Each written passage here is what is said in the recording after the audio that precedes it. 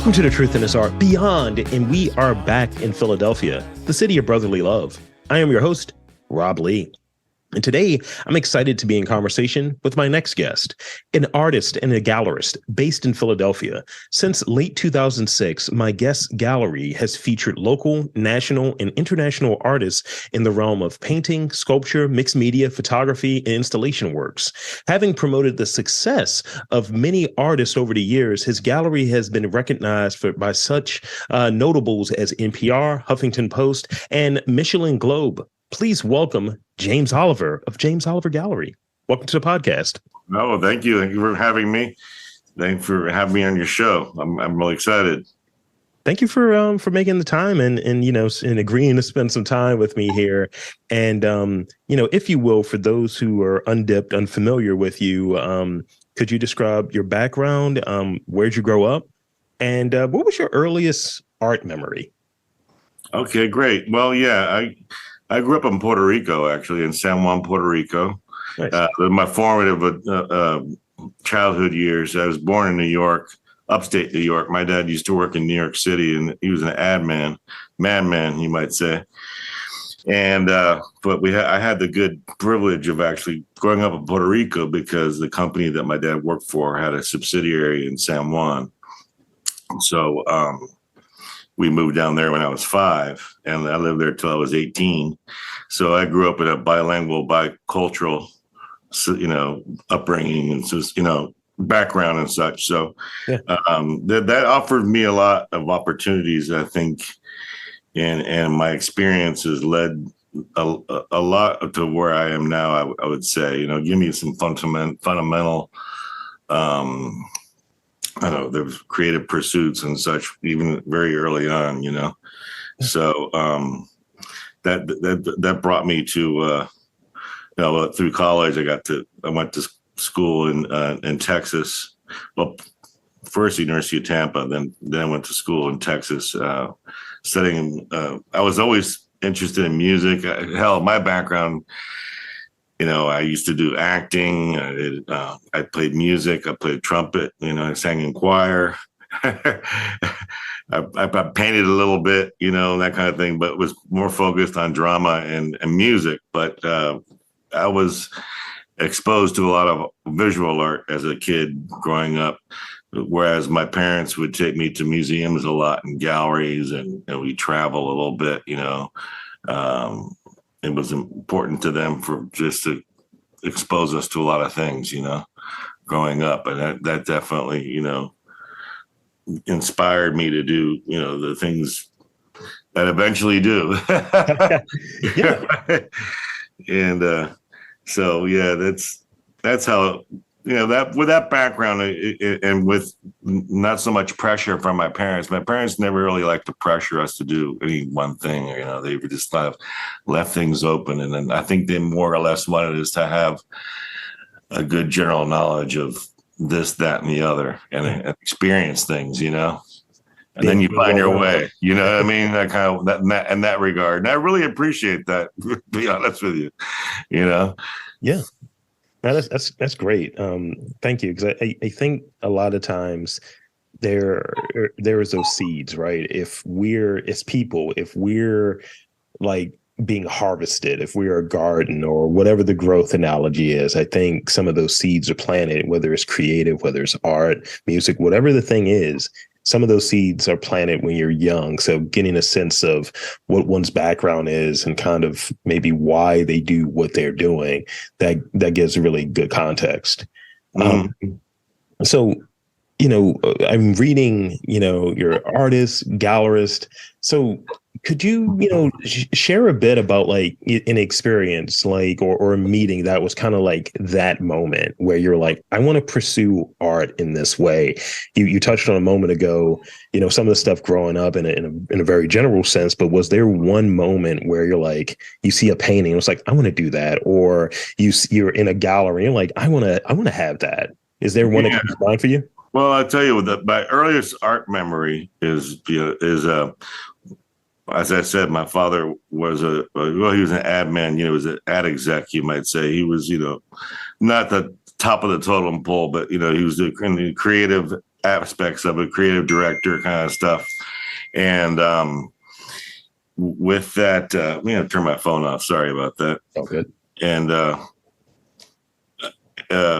they had a contest when I was in second grade. I think I was in second grade for all the kids of the people that worked there. It was a contest to do a painting. So I did one that came out pretty darn good, actually, later in second grade. And I got second place and it was no age limit. It was like second to high school, whatever. And I got second place at second grade. So I was like, that I felt real honored. And they put the damn thing in the trophy case, because these ad agencies often have their trophy cases of these trophies that these people have won, Clio awards and whatever and so on. And so they had it in there since the whole time I was there growing up. So I walked by like, well, that's really cool. It's still there. It's a trophy case.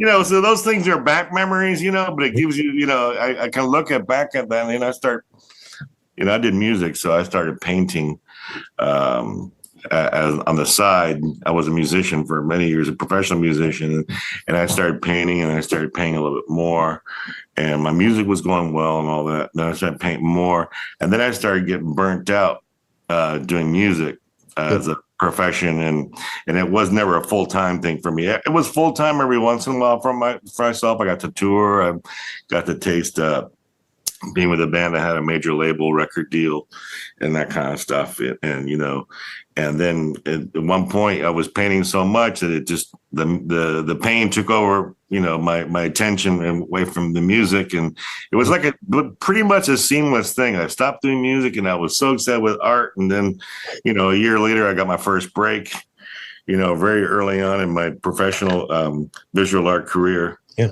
And my stuff was used in a big movie, and that really encouraged me. And then a year later, I opened my gallery. So and that part of it happened pretty quickly, But I think that has a lot to do with, like I said, my background. I was always going to galleries all the time, all through, through high school, college. After college, as I was doing music, I would be on the road. We go to galleries all the time. So I'm always looking at art. And then, so I had developed a very good eye. So when I was doing my own stuff, I got to professional level pretty quickly just from being around stuff, Yeah. That was great. I was going to ask you, it's like, what's the movie? What movie? Oh yeah. The movie. That was called Invincible. It came out when Disney put it out, and it was a Greg Kinnear and Mark Wahlberg, and it was a football movie based on the Eagles. Yeah. And there was a walk-on player played by Mark Wahlberg, and that was number one in the country for 3 weeks. That movie, and I felt great. I was like, wow, they had my paintings in that movie. So they rented like 4 or 5 paintings of mine to use for the movie, and one of them made the cut. It's in the movie. It's in there for about a second and a half. It's pretty cool. And they gave me money. I just said, "You want the money or do you want credits?" I said, "I'll take the money. That's fine." I love it. Credits, you're just gonna roll right by. They're not gonna see your name in there.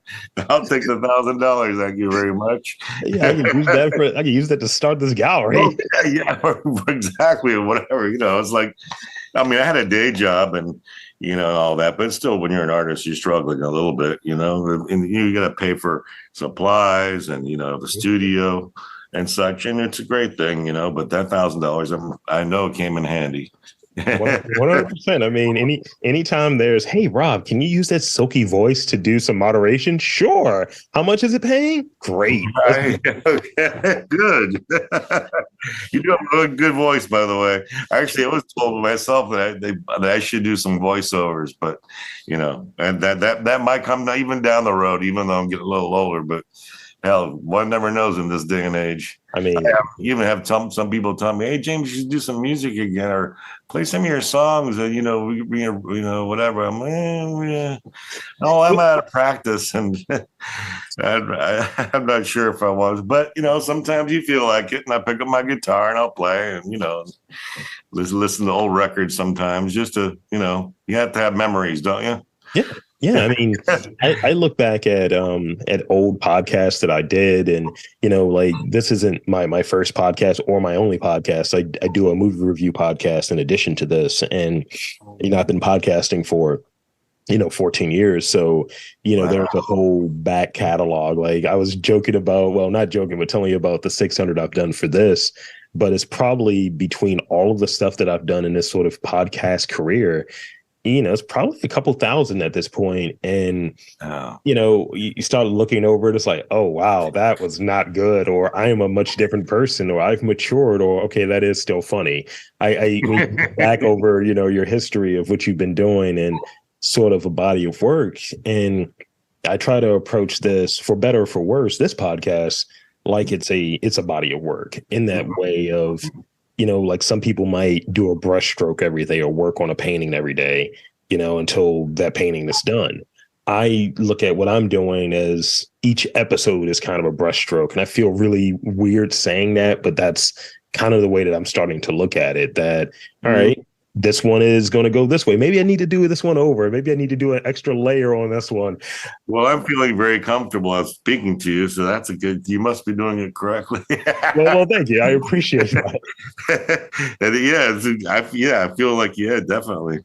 And there's and then I've had the good fortune of opening a gallery. And tell us more about that. Well, this interesting, I had a day job and I was working as a waiter in a high-end restaurant. And one of my customers, actually, he and one of his best friends would come for lunch like every week and a half. Month and a half or so. And his buddy was a musician and a music producer. And oddly enough, many years earlier, he and I were on the same stage. We toured together with the separate bands, but, we remember each other. But anyway, these guys would come in, and at first I was a musician. And then after a while they come in, and they knew I was starting to be, stopped doing music. I was doing art. They go, how's the art going? And at one point I said, how's the art going? I said, well, it's going all right. And I was a little frustrated, but I'm running out of space. And so this guy, the one dude, I didn't know what he did for a living, but it turned out he was in real estate, and he had a lot of properties. And he said, well, I got this space above Morimoto restaurant, which is between 7th and 8th and Chestnut. That's where my gallery is still located. But he said, well, that'll be a good place for your studio if you like. And then when I got the keys for it, like about a week later, and it was much bigger space than he had described to me, by the way. It was double the size, but the same price. So that was a good thing. So I showed it to, and then he goes, when he gave me the keys, he goes, you might want to open an art gallery. I'm like, okay, whatever. And then, so I showed this space to my friends, and they go, hey, James, you might want to open an art gallery. So I'm like, okay, well, I guess I'm going to open an art gallery. It's like I've heard it more than one time. Yeah, you're here for 3 or 4 people out of 6.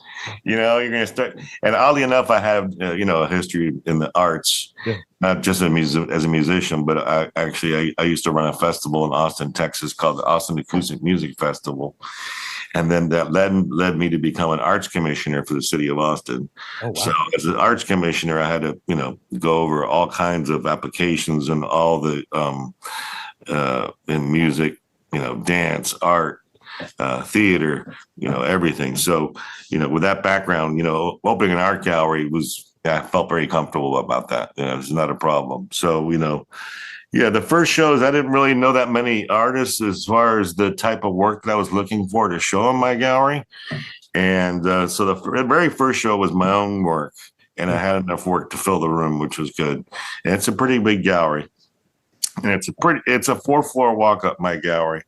But it's a very beautiful space. I have 4 beautiful arch windows looking out toward Chestnut Street.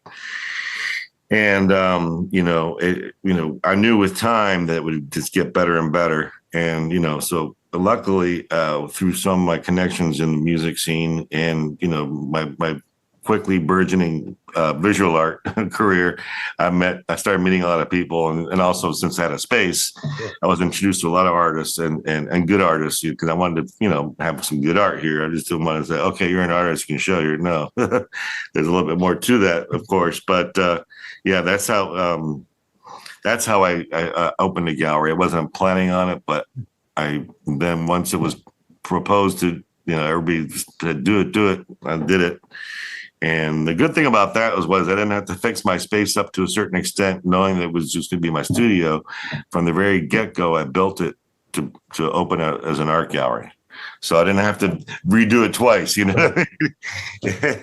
So that was a lot of labor, though. It was 5 months in the making to get it prepared to open as an art gallery. Oh, wow. Yeah, and it was just myself and this one gentleman helped me a lot. And he volunteered 3 weeks of his time, and he had a background in construction and contractor kind of stuff. And he showed me some things, and I already knew some myself because I actually, what brought me to Philadelphia was I opened a recording studio with a buddy of mine, and we built it from the ground up, from like the 4 walls and cement floor. That's what we were presented with, but it had potential. So yeah, so with that, so we built it up, and it would look pretty good from the very beginning. But with as time has gone by, we've I've made it more and more. You might not say luxurious, but like real clean and tight, even though it's an industrial space, but we made it pretty tight, and it's all white white walls, white floor even. And so that way the eye can go directly toward the artwork and not get distracted by things. But it's a refinement sort of process that's there when, like I recently, like I have a home studio and I'm recording from my home studio now, but there are a few other spaces, especially when I go to different cities to do interviews. There are the spaces that I go to, but, home studios where a nice chunk of the interviews happen. Mm-hmm. And, I recently, looked at it like my studio is where all of my creative stuff is at, all of my fun stuff. But I don't get distracted though. But I want to find a way to have everything in here pop. So I'm thinking of painting the studio like all black or something, that anything that's on the walls. Because in here I have 2 creative altars, like just stuff that people have given me. And I was like, oh, that's cool. Because you got to be very mindful of what you have in your space, kind of touching on, the sort of a criteria, if you will, of what you'll have in your gallery. There's a criteria of what I'll have like in my space. I have to really like it to want to look at it because I'm doing so many interviews here, All right. Yeah. Because I think everybody's visual, and especially creative types, I think, whatever. Everybody's visual and oral. Yeah. To create, sparks creativity, me being a former musician, people would tell me, "Oh, hey, you're more of an oral person, because your ear and that kind of thing." And I was like, no, I started thinking about that. Not really. I'm visual too, because there's a lot of things that stimulate me when I see, and even though as a songwriter, but I had got my inspirations from primarily, and I still do a lot, is just from walking around. And particularly in Philadelphia, there's some, historic streets and historic areas. And I've always lived pretty close to the historic parts of Philadelphia. And it's wonderful to walk through like Society Hill and some of these other neighborhoods. And I don't know, right now it's getting a little bit more congested than it used to be. But when I first moved here, I got inspiration just by walking around like Society Hill and looking at things and then thinking, and then I get a songwriting idea and then come back and, set down my guitar and do that. But that's, here in the gallery, I get now being an artist, the visual stimulation is such a key element to keep my interest peaked and keep this thing going for all the time that I have done it. And during this time too, I've collected art I buy art from a lot of the artists that I show. So my collection's gotten pretty good, and I put it usually on the smaller end because I don't have a big place. So I have a lot of small pieces, and I've afford them too. I'm not, made of money, but So, so to speak. let But me I like to support the artists, and I have the opportunity often to buy their work, and then also in turn to help support what they're doing, yeah. and spreads when people come to see my collection or whatever, and they go, "Oh, who's that?" And I tell them, "Who was that?" They showed in this particular show this couple years ago or whatever, and so on. So it's a reminder for me of the different shows that I've had, and some of the artists have gotten bigger and such. So it's good to get those in your life, Yeah. So being since what 2006, Yes. being an artist and a gallerist, having that sort of is another title and another set of responsibilities. Mm-hmm. Does it shape maybe how you view the Philadelphia art scene? Like as I was touching on earlier, going up there as often as I do, it just feels like creativity is just around all the time. Oh, And yeah. I just want to get a sense, like, from your take as a person that's like buying art, a person that is an artist, and a person that runs a gallery. Yeah. And seeing a lot of art. And I'm scouting for artists too, so I see all that. And people hit me up, or my gallery up for particular shows, possibly, or proposals, that kind of stuff. So I'm looking at art all the time. And you're very correct. This Philadelphia is very exciting. There's a lot of creatives here in Philadelphia, and they're generally nice people too. So, and the ones that I encounter anyway. And so that it sparks a lot. It really does. And, it's affected my work. I mean, I used to be more of a minimalist. And when I used to show here at first was more minimalist type works. But that changed a lot. Like from the third show, I had a photography exhibit. And obviously with photography, you're going to have a lot of figurative work. Mm-hmm. And some of it, was more in the minimalist bent, as far as like not necessarily a portrait of some person, but just a few people, just minimal color or in black and white or whatever. But the more you open up, I say that, like, for different mediums, like with my gallery, and things change pretty quickly. I was just intending to make it more of a minimalist type gallery, but it still is to a certain extent. But it's definitely I've shown all kinds of works, and a lot of figurative, a lot of abstract, and because I guess at first I would have been more of an abstract gallery if I were to, I was coming into it, but that changed pretty quickly. And I always had a taste for pop art. I always like pop art and like Americana and stuff like that, So I incorporated now. We show a lot of pop art. You might call pop art or whatever. Pop art's a pretty wide spectrum, you might say, but like more like in the clean bent, we like humor here at the gallery too, in the works. It could be subtle humor. Subtle humor is actually usually the driest and best, to be honest with you. And just good strong works, timeless works, and that's one thing that we definitely kept to since the origin of the gallery, is making sure that the work was tight as possible, clean. You might say timeless is a very big criterion to show here. I like the work to be timeless. So there's these things that I take into account when I look at work all the time. I mean, they're almost like looking at my hand at this point, as far as what I'm thinking about when I'm seeing a piece. It's that quick, believe it or not. So, because I guess that just comes from doing this for a while and seeing so much work, but I see so much great work that it keeps me very excited, That's great. Hearing what that criteria looks like, because it seems like you have a sense of, what you're looking for, but also it's still, pretty open. It's like, is the work good? Does it speak to me in this way? Is it tight? Is it polished, refined? And I think, that's it's always try to bring it back to how it can relate, I suppose, when I'm bringing someone on here, like, as you said earlier, which I thought was really great. It's like, you might be an artist, but not everyone, not everyone that makes something is going to be in my gallery or what have you. Yeah. It's the same thing with yeah, I kind of reach out to a lot of people. There are some people who make proposals of, hey, well, I'd love to be on your podcast, but not everyone comes on because it's like maybe I don't have a lot to say, or maybe I don't really get the work, or maybe I'm not super interested in the work. Mm-hmm. Um, I'm glad you came to me about doing this because this is great. It's opened me up to the. I feel excited. You're getting the excitement out of me about what I do.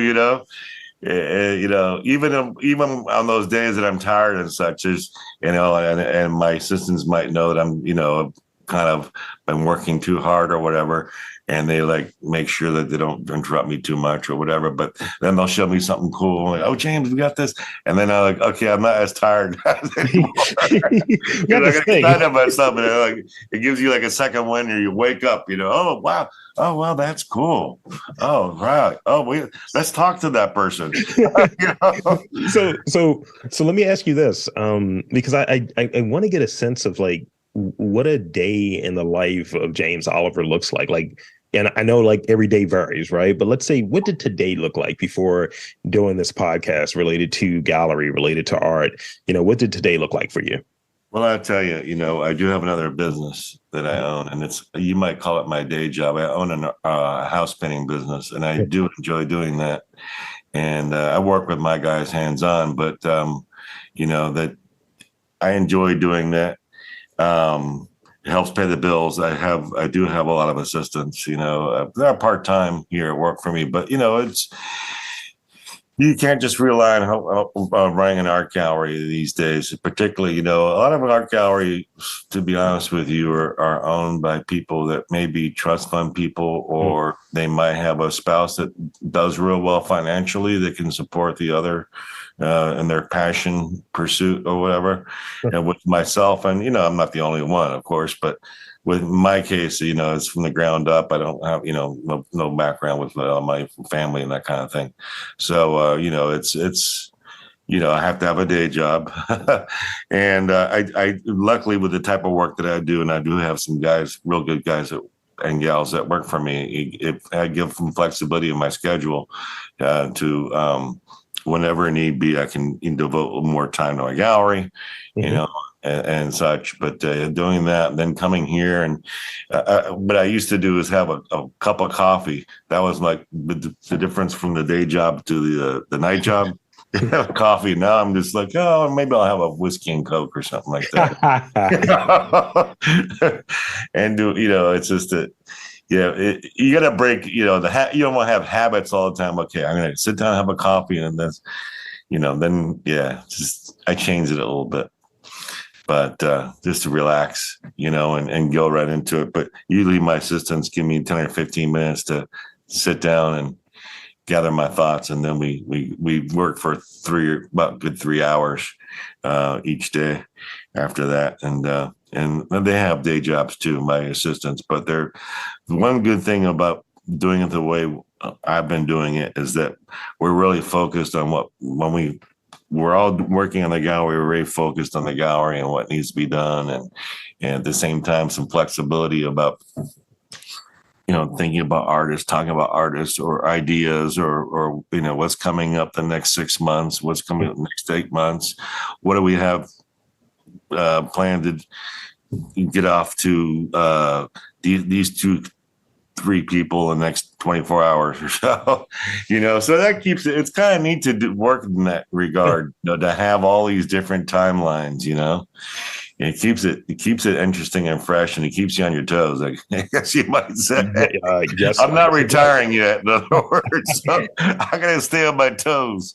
it absolutely. When you have multiple things going on at one time, what have you, it's like it's truly this idea of an art lifestyle. Like, you may be at the day job or what have you. Like, I have the day job as well, but there's those moments where you might pull out the sketch pad or pull out the notepad and like, all right, I got this idea. It hits you because you're always thinking about it. Yeah, and I have the time to do my art, which I do, and I've been, I still have some success as an artist too. So I have to give myself time for that, and my assistants do give me some room to be able to do my thing there too.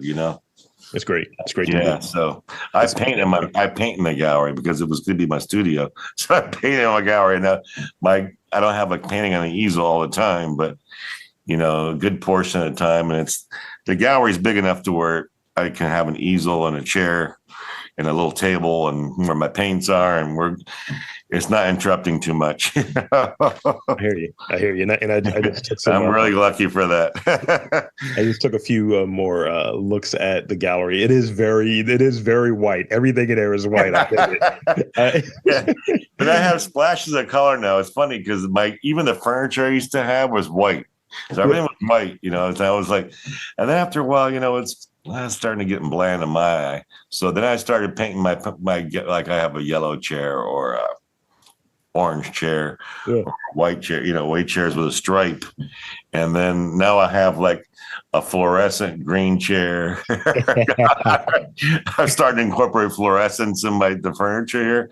But I've always wanted to keep it fresh. There's another thing too, is that I wanted to open a gallery that would be different from any other gallery. In other words, from very, very much from the get-go, your approach, how you're welcomed when you walk into the door.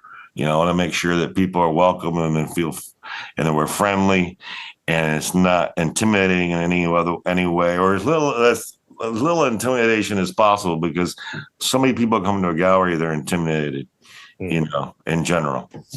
Even myself, sometimes I go into galleries in New York, and some of them I feel intimidated because it's kind of a cold, not necessarily the artwork per se, just the room and the institution, or the I don't know, the place, or the people that want to talk to you and that kind of thing. But yeah, we talk to people. I want to make it look like also when you walk in, you feel at home to a certain extent. Obviously, it looks like a contemporary home, but I dig that. or people would get picture and I want to sell work. So, people can picture, this painting, there's a chair. So they might say, how look at it in a living environment, Yeah. That kind of thing. So it's not I didn't want to make it an institutional and staid type place, like atmosphere. I wanted to make it a fun atmosphere. Yeah, that's fantastic. I think you're right. Where some places feel rarefied. Some places I've gone to galleries. Usually, especially if I'm not from like the city, if I'm traveling and going somewhere else, like I was, visiting a different city recently, and I went into the gallery and I was like, "Hey man, how's it going?" Just like popping over because I'm doing these interviews. I'm trying to, and you're used to make some kind of response or whatever. Yeah, maybe reach out to try to book some interviews, and they thought they did not care. They did not care about a word I had to say. And it just felt like it felt kind of whack. It didn't feel like this was a welcoming sort of situation. And maybe that's just the climate, but it doesn't have to be that way. And it seems like, that's part of what you're trying to combat and what you want to be, what you want to be different at your place at James Oliver Gallery. Yeah. And I tell you, in my experiences too, sometimes I still go to galleries in New York, and they're like still the way I just described them to you. They're like kind of like, don't want to talk to you, don't ask me any questions. Keep their head down. Just look at the work done. Look at the work and get out. Can I ask a question at all? No, absolutely not. You can't. Just look at the work. Oh, okay. I mean, that's that feeling that you get. It's like. Yeah, because when you're in that sort of setup, at least from my standpoint, I think there's this feeling that I'm going to do something wrong, I'm going to say something wrong, and I'm going to get kicked out. And I think ultimately the goal of that sort of place is it's a space that's holding maybe the work. And I think it's almost a disservice if that environment is set up that way, where people feel intimidated or they feel like not welcome, because you never know what someone could have. I can come in there dressed like a country bumpkin and have a bunch of money to buy stuff that's maybe sold there. Yeah. But if I have like a crappy experience, then why would I do it here? And that's the thing. Yeah, I think in general, though, the galleries are becoming a little bit warmer because it's competitive for one. Hmm. They have to survive. Things get more and more expensive. So I noticed that some of the galleries that used to be a little bit more like we were describing, they're a little bit more friendly now, which is a good thing, you know. Yeah, absolutely. Yeah. So I got two more real questions left for you, and I got some rapid fire questions for you because I think they'll be fun. Uh, so in a few words here, could you tell us about like from the last like it's almost 2 decades since you opened? I We're know. 17 years in. I so so speak on like some of the impact and some of the role the impact or the role that James Oliver Gallery has in like the Philadelphia like art scene. Like know. talk about that. Yeah, I tell you, like I've had support from the very get go, and then through these years, more and more artists discover the gallery, or they come here every once in a while, and usually every time they come here, it looks a lot different because of the type of shows that I have, and at the same time, what we do here at the gallery we show at least 85% local artists. We have such a treasure trove of artists to choose from in Philadelphia because of all the art schools that have been here all these years. And what's happened as well, oftentimes people, for instance, that went to art school in Philadelphia, they go off to, or after school, they go to New York or Miami or LA or Chicago or San Francisco. Now it's not cost effective to really do that. It's been that way for a little while now. So a lot of these artists stay in Philadelphia, and it's great for me. So I get to choose, from a big pool of artists to be able to cull from, which is great. And then artists choose me other artists, and they recommend me artists, and then and we support them in any way we can, through with our press campaign or social media and such, and it helps develop their careers. Oftentimes, and sometimes my gallery also is a gallery to work up to get the show here, that kind of thing. So it's a combination of both. And I guess what we show here are emerging artists and mid-career artists, sometimes late career artists, and but a lot of mid-career seems to me that we show here a lot, which is good. And so you have to kind of like prove yourself a bit, definitely, before you can show here. But sometimes we get young artists, they're really good, and you love their work so much, you just show it. Yeah. Give them the opportunity, that early opportunity. And but people do come here, and we have musical events. We have sometimes jazz shows here, or we've had some Fringe Festival events here from Philadelphia Fringe Fest in the past, and people just feel comfortable coming here, and like I said to you earlier, sometimes we need other sources of revenue. So we do rent the gallery out for different things like weddings, baby showers, whatever, birthday parties, proposals. People have proposed. So it brings a lot of people in here. And actually, a lot of what our rentals are geared more toward the African American community because, everybody feels welcome here. So, and it's been really good, and I've found good artists, good, from that as well, doing that. And one artist in particular, Billy Abstract is his name. He's gone off to do real well in L.A., but he paints and he he works with athletic shoes, Yeah. And he stopped by the other day, and he wants to have an event here, and I said, yeah, we can do that.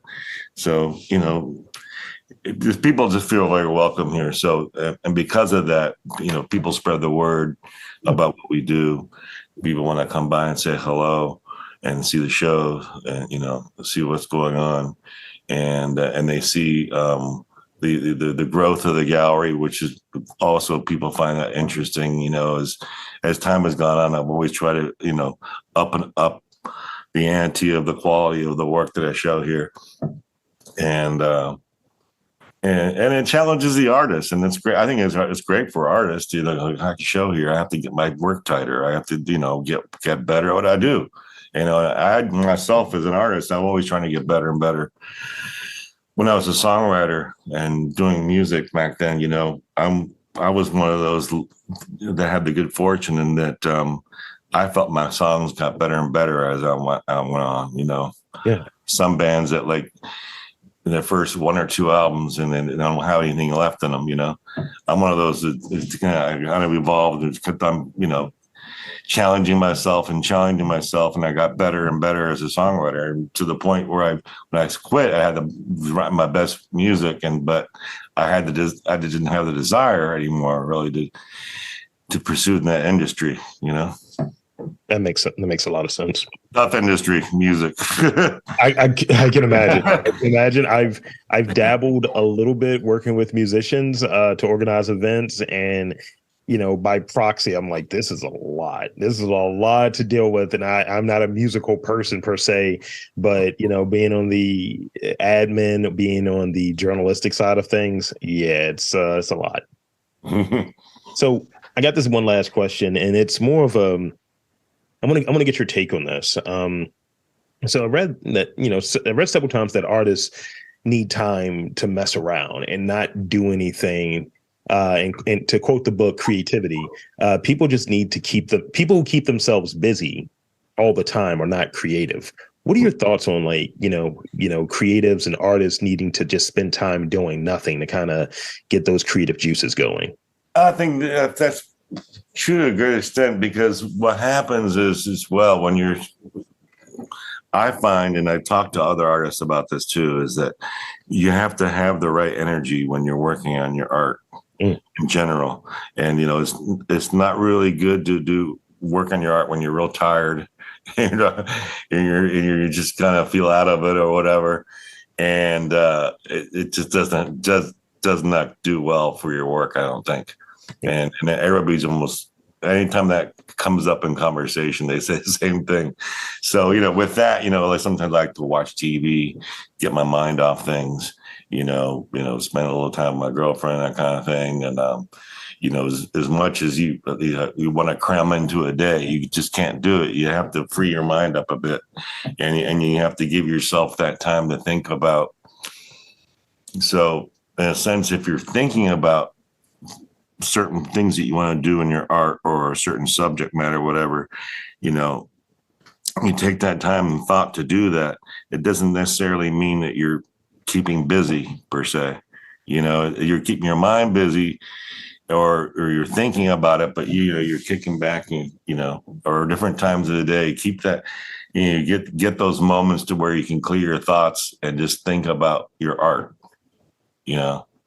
And then and for instance, when you're working on the work, when I'm working on my painting, I'm not thinking about anything else but the piece. I mean, I block everything out, and it's really easy. It's like a snap of a finger, and you're just really into it. Particularly, like, for instance, with myself, when I always draw my pieces first before I paint them, and I draw them. I can't be distracted by anybody. I'm always totally by myself, and I'm totally concentrating on the drawing.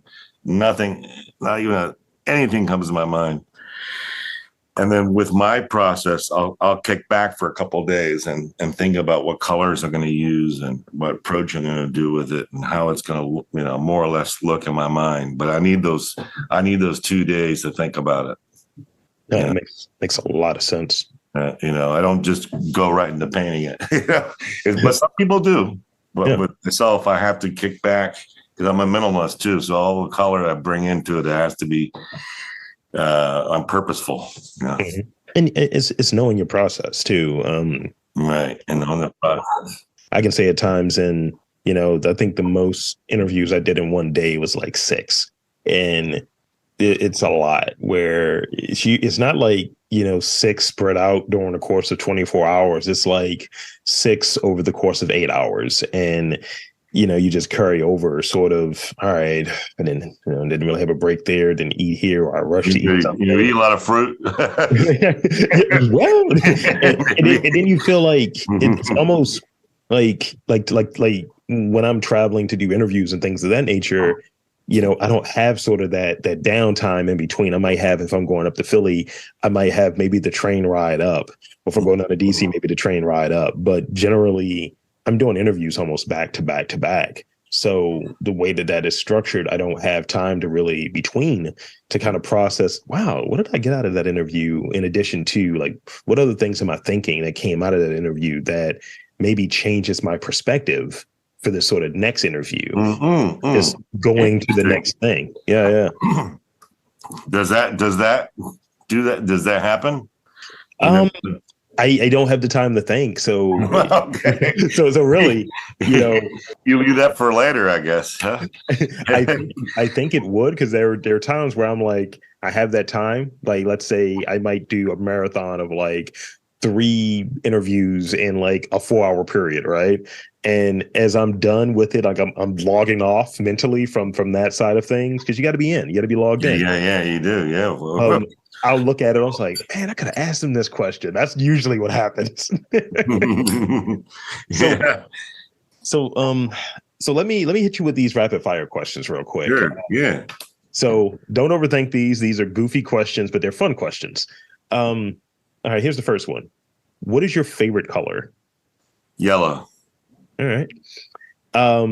So the initials of your gallery read JOG. Jog. Do you jog at all? I used to. That's an honest answer.